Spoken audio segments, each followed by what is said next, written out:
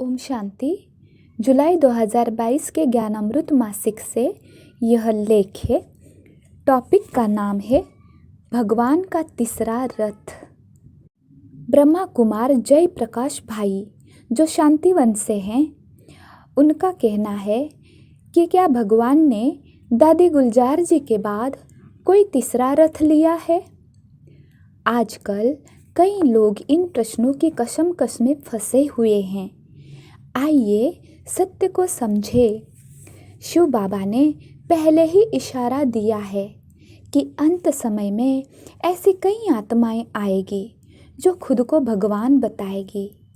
ऐसे समय पर केवल तुम्हारा निश्चय और एक बाप पर अटूट भरोसा का काम आएगा। शिव बाबा जो भी कार्य करते हैं बड़े रॉयल तरीके से करते हैं और परिवार की मर्यादा और परिवार की भावनाओं को ध्यान में रख कर करते हैं। यही तो कुछ चीज़ें हैं जो भगवान को हम मनुष्य आत्माओं से अलग बनाती है। 18 जनवरी 1969 को ब्रह्मा बाबा के अव्यक्त होने के बाद 21 जनवरी 1969 को जब अव्यक्त बाप दादा की पधरामनी हुई तो बाप दादा ने बड़े ही स्पष्ट तरीके से कहा कि बाप दादा की लास्ट मुरली में जो शिक्षा मिली है कि यह ध्यान दीदार ज़्यादा चलना समय व्यर्थ गंवाना है, इसलिए यह नहीं होना चाहिए। ऐसे न हो संदेशियों द्वारा सेंटर पर जो पार्ट चले उसे आप चेक न कर पाओ। इसलिए निमित्त बनी हुई दीदी और कुमार का जिस संदेशी को मुकर्रर करेगी उन्हों के द्वारा डायरेक्शन मिलेंगे। इस पार्ट के लिए भी यह जिसको निमित्त बनाएंगी उस द्वारा ही रहस्य स्पष्ट होंगे।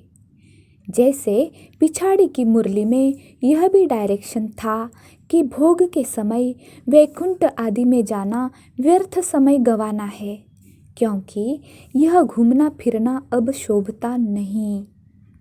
बाबा ने संदेशी तक के पार्ट के लिए स्पष्ट डायरेक्शन दिया कि यज्ञ के जो भी निमित्त है वो जिसको मुकर्रर करेंगे उनके द्वारा ही संदेशी का पार्ट चलेगा। तो सोचने की बात है कि तीसरे रथ का इतना बड़ा निर्णय भगवान गुपचुप तरीके से कैसे ले सकता है। यज्ञ में जो भी छोटे बड़े निर्णय लिए जाते हैं वो निमित्त और परिवार की देखरेख में लिए जाते हैं। क्या आपको जचता है कि भगवान जो इस परिवार का मुखिया है वो परिवार को बिना बताए अपनी कोई और ही संस्था बना लेगा। वर्षों से जिस वृक्ष की पालना कर तैयार किया हो, फल खाने के समय उसे छोड़ कोई और वृक्ष लाएगा, लगाएगा। इतनी समझ तो आज के मनुष्यों में भी है कि वो कोई भी फैसला परिवार के बिना नहीं लेते। वो तो फिर भी भगवान है। यज्ञ में कई संदेशियाँ आज भी है जो बाबा के ज़माने की है। भगवान उनसे भी सूचना दे सकता है। मैं ऐसे कई कन्याओं को जानता हूँ और देखा भी है जो अव्यक्त बाप दादा की तरह आवाज़ निकालती है और खुद को शिव बाबा बताती है। एक बार तो हम अपने सेंटर पर बैठकर मुरली क्लास कर रहे थे, तभी एक बहन ऐसी आवाज़ निकालने लगी और खुद को शिव बाबा बताने लगी। बाद में उस कन्या ने खुद स्वीकार किया कि वो इविल सोल के प्रभाव में है। इसलिए इस तरह की अफवाहों में भटक कर अपना समय नष्ट न करें। अगर आपके अंदर जरा भी अभिनय के बारे में ज्ञान है तो आप अच्छे से देख सकते हैं कि जो भी खुद को शिव बाबा या ब्रह्मा बाबा बता रहे हैं वो अभिनय करने के प्रयास करते नजर आएंगे। नियम यह कहता है कि आत्मा शरीर बदलते ही अपनी आवाज़ हाव भाव बदल लेती है, लेकिन ये तो ब्रह्मा बाबा की आवाज़ तक निकाल रहे हैं और उनकी पूरी नकल करते नज़र आ रहे हैं। ये बातें सिद्ध करती है कि ये मिमिक्री और अभिनय का भरपूर फायदा उठा रहे हैं। अगर मिमिक्री ही करने से भगवान सिद्ध होता तो गुलजार दादी भी ब्रह्मा बाबा की मिमिक्री कर रही होती। मिमिक्री और अभिनय द्वारा खुद को भगवान सिद्ध करने का वर्णन यादगार ग्रंथों में भी मिलता है। आइए एक नज़र उस कथा पर डालें। भागवत पुराण की एक यादगार कथा के अनुसार पौंड्रक नाम का एक व्यक्ति रूस देश जो मिर्ज़ापुर का राजा हुआ करता था, उसके पिता का नाम वासुदेव था, इसलिए वह खुद को भी वासुदेव कहता था। उसके मूर्ख और चापलूस मित्रों ने उसे बताया कि असल में वही वासुदेव व विष्णु का अवतार है। मथुरा का राजा श्री कृष्ण नहीं, कृष्ण तो एक ग्वाला मात्र है। पौंड्रक इन बातों से भ्रमित होकर खुद को असली वासुदेव व विष्णु का अवतार मानने लगा। एक दिन उसने अपना एक दूत भेजकर द्वारका की सभा में यह संदेश भिजवाया कि हे कृष्ण, तुम जो वासुदेव होने का ढोंग कर रहे हो उसे त्याग दो तथा हमारे प्रभु असली वासुदेव पौंड्रक की शरण में आ जाओ अथवा युद्ध के लिए तैयार हो जाओ। पृथ्वी के लोगों के उद्धार के लिए महाराज पौंड्रक ने वासुदेव नाम से अवतार लिया है, इसलिए वासुदेव का नाम व वेश धारण करने का अधिकार केवल महाराज पौंड्रक का है, तुम्हारा नहीं। इस बात को सुनकर सभा में उपस्थित सभी लोग हंस पड़े।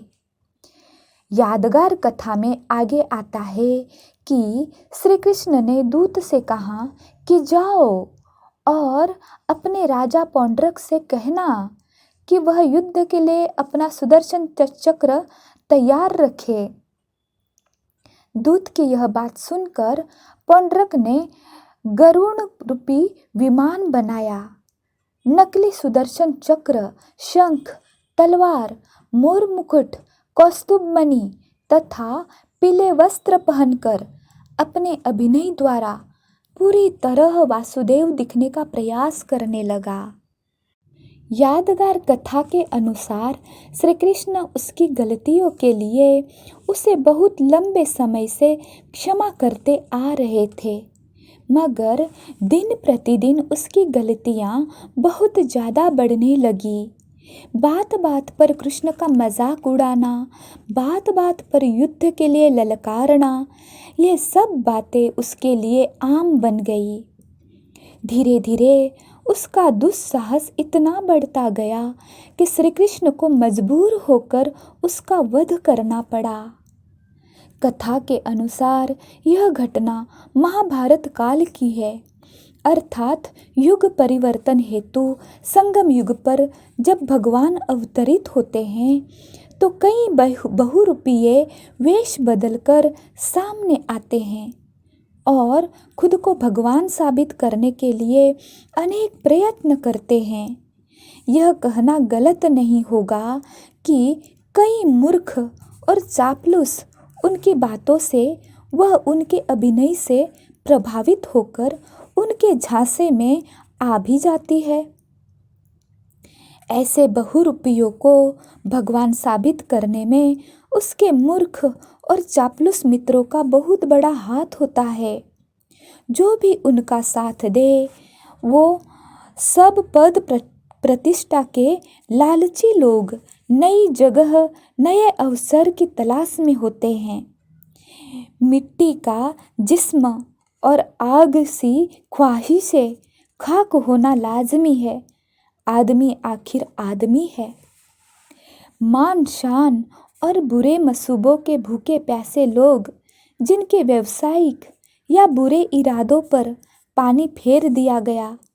वे अपनी अपनी टोलियां बनाकर किसी एक को शिव बाबा का रथ, ब्रह्मा बाबा का पुनर्जन्म, मम्मा आदि बनाकर अपने प्रचार प्रसार में लगे हैं।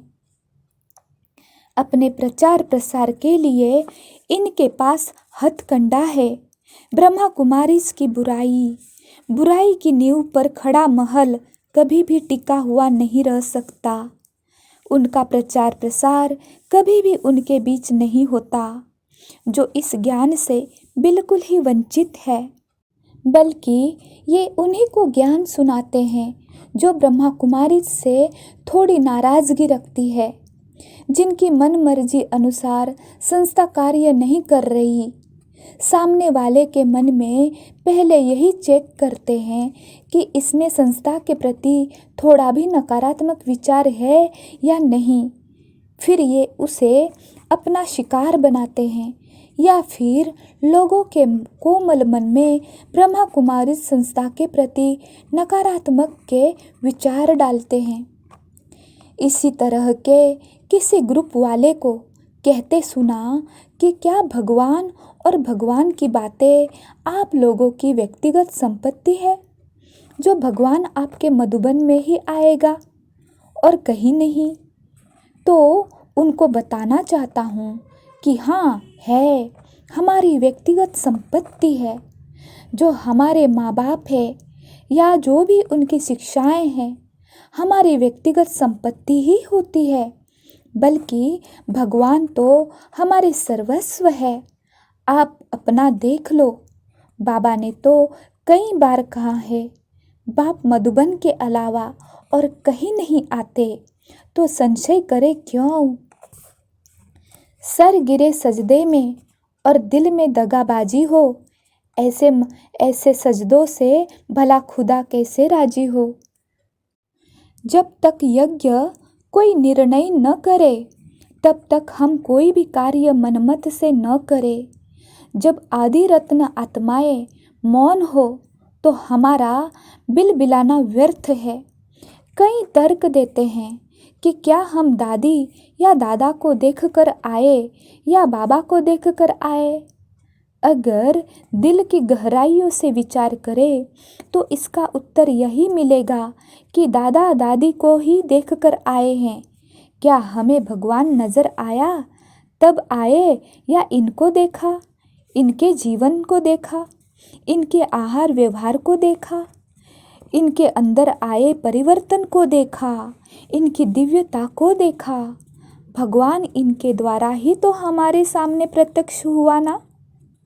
इनके अस्तित्व को नकारना तो जैसे ही हो गया जैसे ब्रह्मा के अस्तित्व को नकार देना।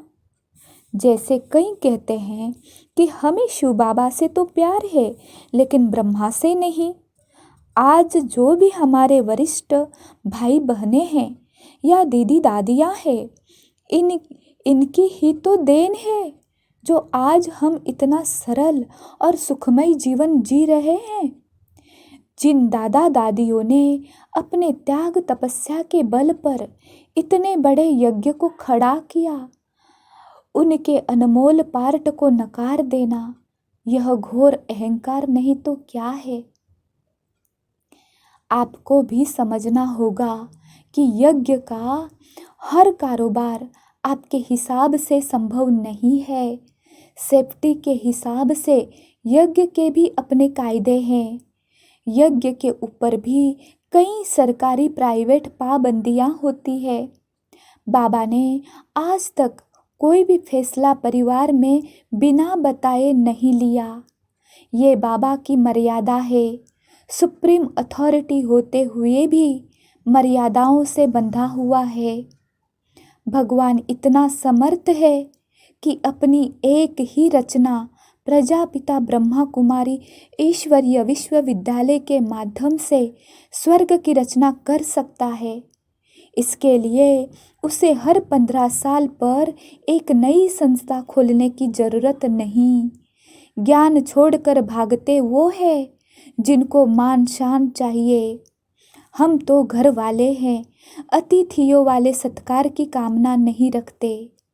इसलिए इन बातों से बाहर निकले, साक्षी होकर रहे, निश्चिंत रहे, निर्भय रहे। जो होगा उसी में कल्याण है। जो अपने आदि सनातन देवी देवता धर्म का होगा वो कहीं नहीं जाएगा। जो उनके धर्म का होगा हमारे लाखों समझाने के बाद भी नहीं रुकेगा। बस हमें करना यह है कि वो हमारी बुराइयां गिनाते रहे और हम सावधान होकर अपनी बुराइयों को स्वाहा करते रहे। अच्छा, ओम शांति। वीडियो पसंद आए तो लाइक करें, सब्सक्राइब करें और शेयर करें। धन्यवाद।